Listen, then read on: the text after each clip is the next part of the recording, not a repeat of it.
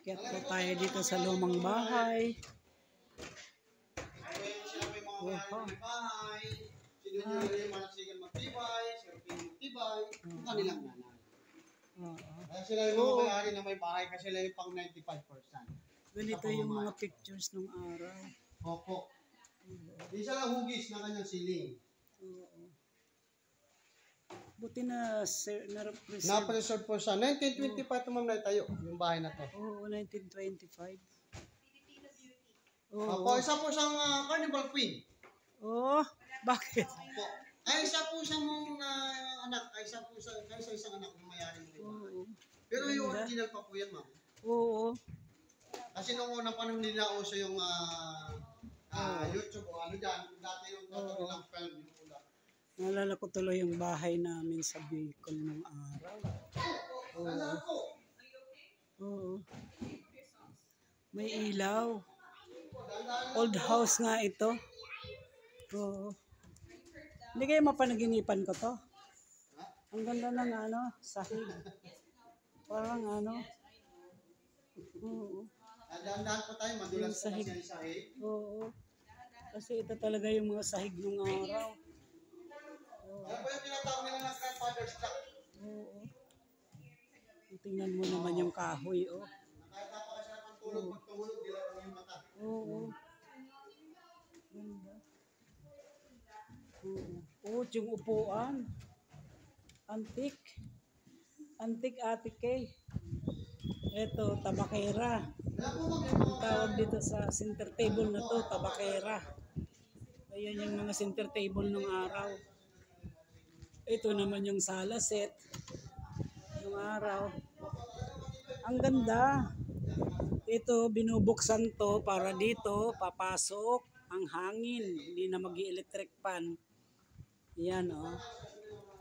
Oh, ito bintana. Hindi na masara. Nakialam, hindi na masara. Oo. Ganda. Naku, para akong nasa ibang dimension. Tingnan mo naman, oh. Pasamano. LS Pasamano pala ito. Bintana, Pasamano. Oo. Oh, ganda. Antik. Ang bigat. So. Ito yung relo ng araw.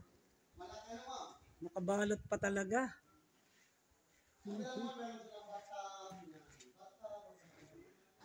Na-preserve pa talaga nila to, oh. Ang ganda ng oh, yung upuan. Wow. Ang galing nga interior decorator nito.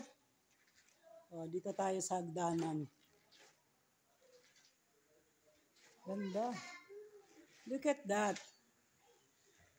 Oh. Hagdanan.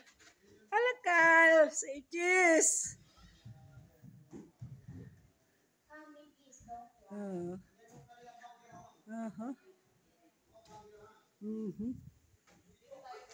Ang ganda. Hello, Carl. Say cheese. Cheese.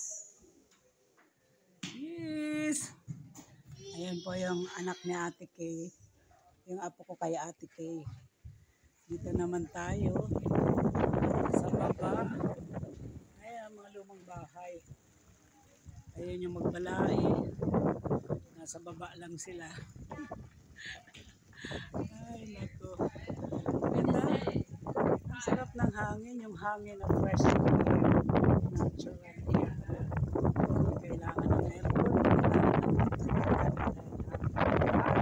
Ay galing doon sa bukid na hindi production. Ang sarap. Ang hangin, fresh na fresh.